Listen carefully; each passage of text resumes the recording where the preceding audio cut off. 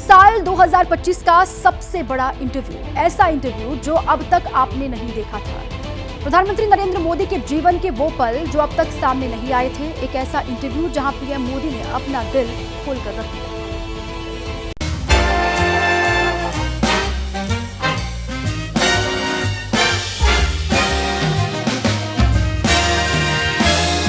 मेरा जीवन मैंने नहीं बनाया है, हालात ने बनाया है। मैं एक बहुत ही सामान्य विद्यार्थी रहा, किसी भी प्रकार से कोई मुझे नोटिस करे ऐसा नहीं था। मेरे परिवार के सबके कपड़े मैं धोता था, तो उसके कारण मुझे तालाब जाने की इजाजत मिल जाती थी। मेरे जीवन में शायद तू कहने वाला कोई बचा ही नहीं।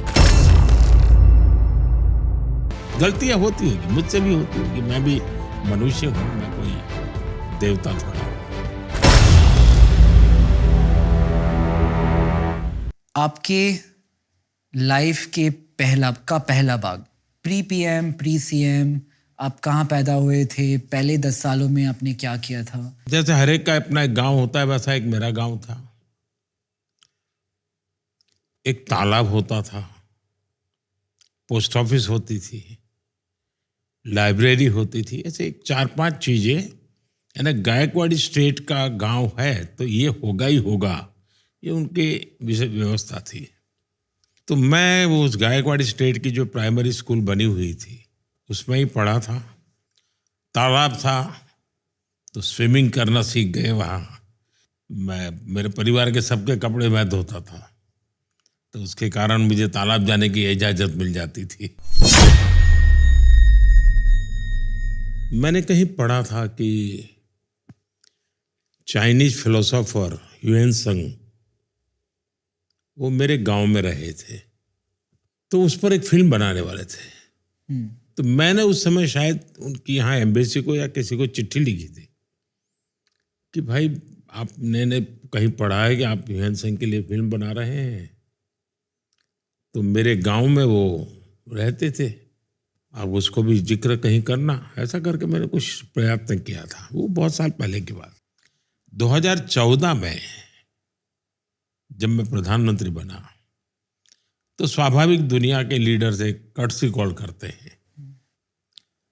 तो चीन के राष्ट्रपति शी, उनका कर्टसी कॉल आया, शुभकामनाएं वगैरह वगैरह बातें हुई। फिर उन्होंने खुद ने कहा कि मैं भारत आना चाहता हूं।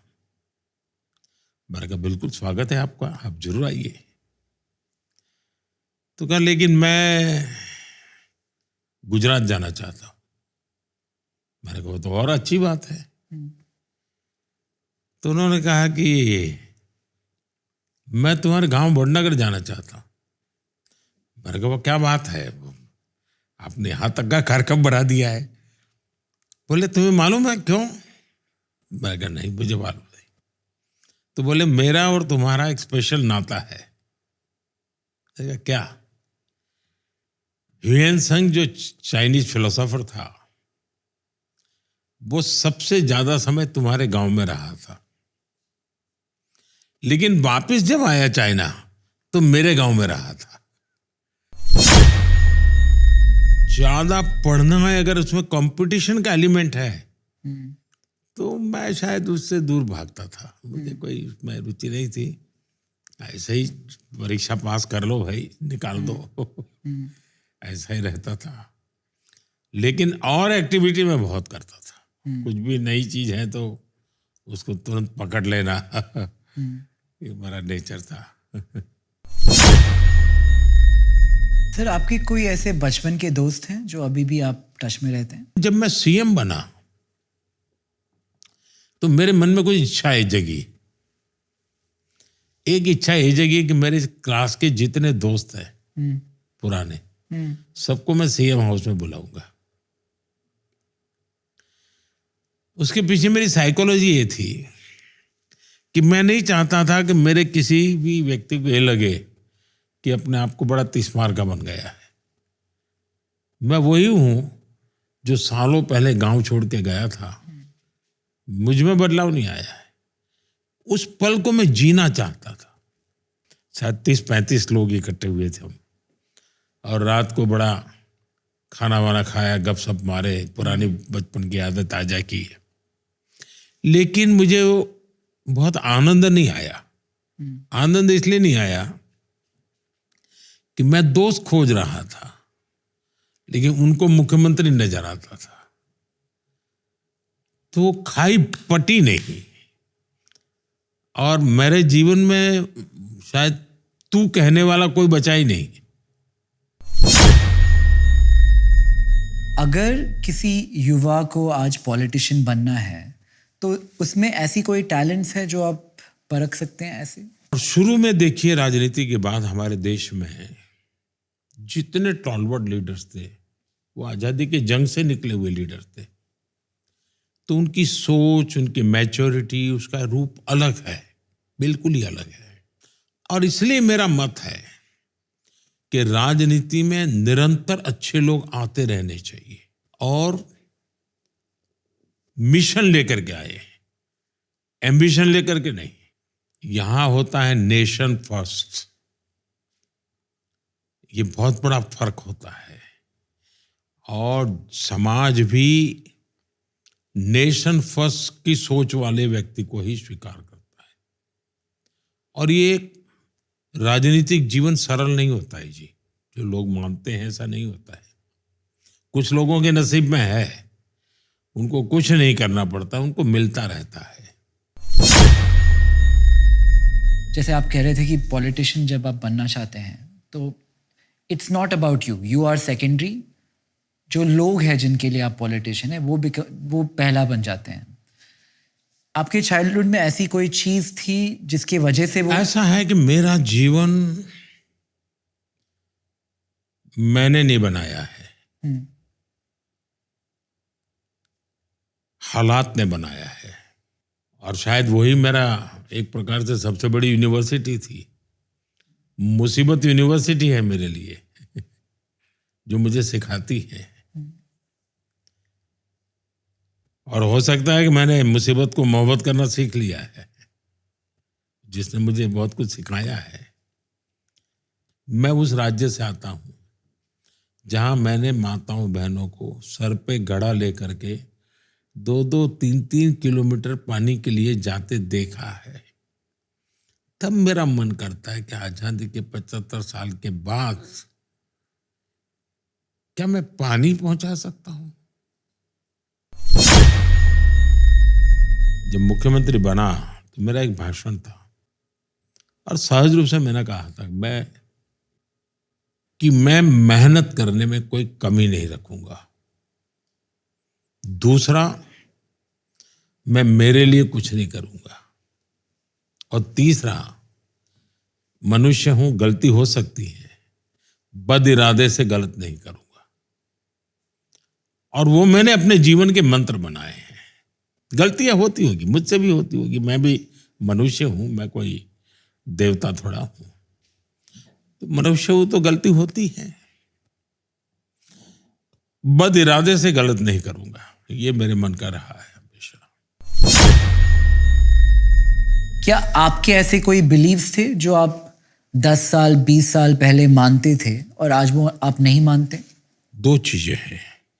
एक तो कुछ लोग होते हैं जो गंगा का है गंगादास, जमुना का है जमुनादास। बहती गाड़ी में जैसा ही रंग बदलना है बदलते रहते हैं। मैं वो व्यक्ति नहीं हूं। मैं एक ही विचार से पला बढ़ा हूं। और अगर मेरी उस आइडियोलॉजी को बहुत कम शब्दों में अगर कहना है तो वो ये है, नेशन फर्स्ट। लोग कहते हैं कि पॉलिटिशियन बनने के लिए थिक स्किन चाहिए, मोटी चमड़ी। How does one develop this? राजनीति में संवेदनशील लोगों की जरूरत है। किसी का भला हो तो खुशी हो, ऐसे लोगों की जरूरत है। दूसरा विषय है आरोप प्रत्यारोप। तो ये लोकतंत्र में आपको स्वीकार करके चलना चाहिए कि आप पर आरोप होंगे, भांति भांति के आरोप होंगे, लेकिन आप अगर सही है, आपने गलत नहीं किया है, तो आपको कभी भी परेशानी नहीं होती। तो मैंने भी मन बना लिया कि ठीक है भाई, दे रहे हैं गालियां, उनके पास जो होगा वो देंगे, मेरे पास जो होगा मैं दूंगा। लेकिन आप सत्य के धरातल पर होने चाहिए, आपके दिल में पाप नहीं होना चाहिए। क्या आप ऐसे सोचते हैं कि वर्स्ट केस क्या होगा? वर्स्ट केस मतलब सबसे बुरी चीज क्या हो सकती है? क्या आप वैसे सोचते हैं? जी नहीं, मैंने कभी न जीवन का सोचा है न मृत्यु का सोचा है। देखिए, मैं हिसाब किताब करके जो चलते हैं ना जिंदगी में, उनके लिए शायद होगा, इसलिए मैं शायद इसका जवाब नहीं दे पाऊंगा, क्योंकि सचमुच में मैं आज जहां पहुंचा हूं वहां पहुंचने के लिए निकला ही नहीं था जी। इसलिए मुझे पता ही नहीं है कुछ। मैं जब सीएम बना तो मुझे आश्चर्य था कि मैं सीएम कैसे बन गया। सफलता से ज्यादा फेलियर से सीखने को मिलता है। आप ऐसे कुछ फेलियर्स के बारे में बात करना चाहेंगे? जिस दिन चंद्रयान 2 का लॉन्चिंग होने वाला था, मुझे कई लोगों ने कहा था साहब नहीं जाना चाहिए। मैंने कहा क्यों? बोले साहब ये तो अनसर्टेन होता है, दुनिया में हर देश फेल जाते हैं, 4-4, 6-6 बार करने के बाद होते हैं, आप जाएंगे और कुछ हो गया तो मैंने कहा क्या है, अपयश लेने की मेरी कोई जिम्मेवारी नहीं। क्या मैं गया और हुआ ऐसा कि चंद्रयान लॉन्चिंग में हम लास्ट सेकंड बिखर गए। सारे वहां बैठे हुए लोग परेशान थे, प्रधानमंत्री को कहने की हिम्मत नहीं थी किसी की। लेकिन मैं टेक्नोलॉजी की जितनी समझ तो मैं देख पाता था कि हाँ कुछ गड़बड़ लग रही है, नहीं चल रहा है। लेकिन मैं सेटबैक से रोने धोने करके जिंदगी गुजारने वालों में नहीं था। मैंने कहा मैं सुबह गया और सभी साइंटिस्टों को मैंने कहा अगर कोई फेलियर है तो जिम्मेवारी मेरी है, आपने प्रयास किया, आप निराश मत होइए। और मैंने उनका जितना भी आत्मविश्वास जगा सकता हूं मैंने जगाया और चंद्रयान 3 सफल हुआ। मैं जब आरएसएस में काम करता था तो उस समय एक नई पुरानी जीप ली आरएसएस वालों ने, तो मुझे ड्राइविंग आता था, मैंने सीखा था मैं नया। अब मैं ट्राइबल बेल्ट में हमारे एक संघ के अधिकारी को लेकर के ट्रैवल कर रहा था। तो उकाई डैम से हम वापस आ रहे थे, तो काफी ढलान थी, तो मैंने सोचा पेट्रोल बच जाएगा, तो मैंने गाड़ी बंद कर दी और जाएगा नीचे, गाड़ी तो चली जाएगी। मुझे ज्ञान नहीं था कि इसके कारण मेरी मुसीबत कैसी आएगी। व्हीकल अनकंट्रोल हो गया, ब्रेक लगाए तो भी मुसीबत थी क्योंकि तेज गति एकदम से पकड़ ली। मशीन बंद किया हुआ था तो कोई कंट्रोल ही नहीं था। बच गए, लेकिन मेरे बगल वालों को भी पता नहीं चला कि मैंने ऐसा पाप किया है। लेकिन बाद में मैंने सीखा कि भाई ये खेल बंद करो।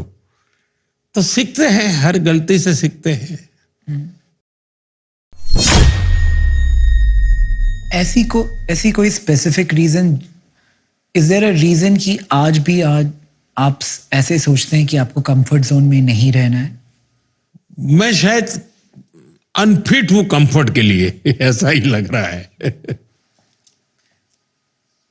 बट आपने ऐसे भी सोचा है कि क्यों, आपको क्यों लगता है कि आप अनफिट है कंफर्ट के लिए?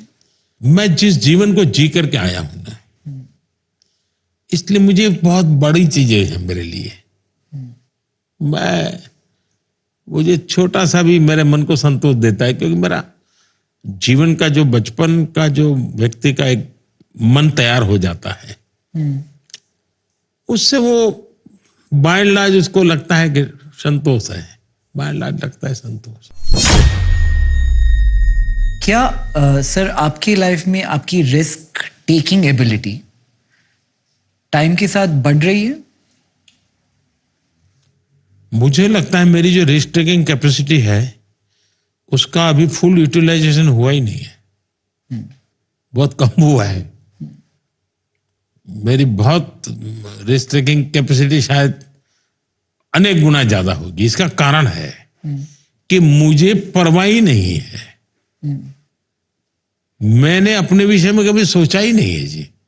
और जो खुद के लिए नहीं सोचता है उसके पास रिस्क टेकिंग कैपेसिटी का कोई यानी बेहिसाब होती है। जब बीच में आपने मुझे सवाल पूछा था सेटबैक, मैं मुख्यमंत्री था एक डेमोक्रेटिक इलेक्टेड गवर्नमेंट का,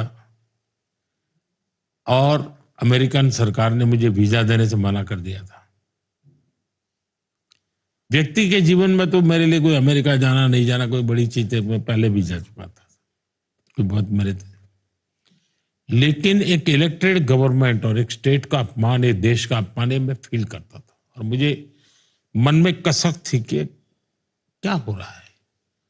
जस्ट कुछ लोगों ने झूठ चला दिया इसलिए ये निर्णय हो गया। दुनिया में ऐसे चलती है दुनिया, मेरे मन में एक भाव था। लेकिन उस दिन मैंने प्रेस कॉन्फ्रेंस की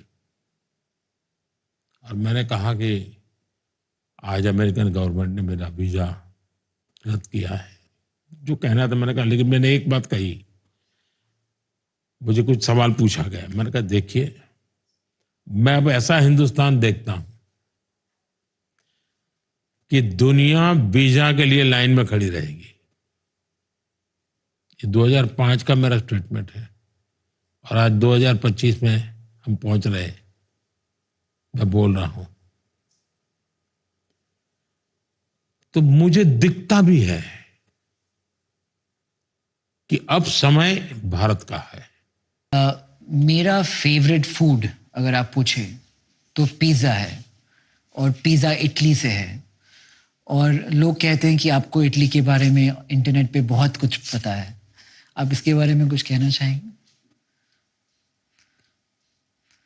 आपने ये मीम्स नहीं देखे?